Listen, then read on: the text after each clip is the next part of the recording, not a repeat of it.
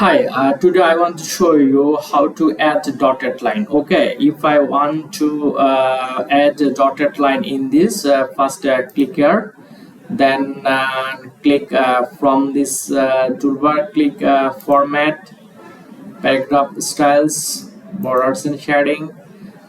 From position, you can select any position, top, bottom, left, right, or between. Okay, to select bottom border. Okay, from this here is dotted line. I want to choose this. Okay, and to if you want to choose change the border color, you can also change from here. And to change this color in green. Okay, yeah, I don't like I like always green. Then click apply. Look, here is dotted line. Okay, and to change this dotted line, if I want to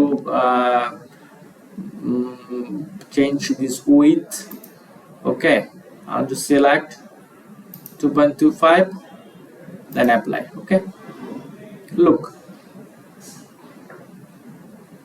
Okay, bye bye.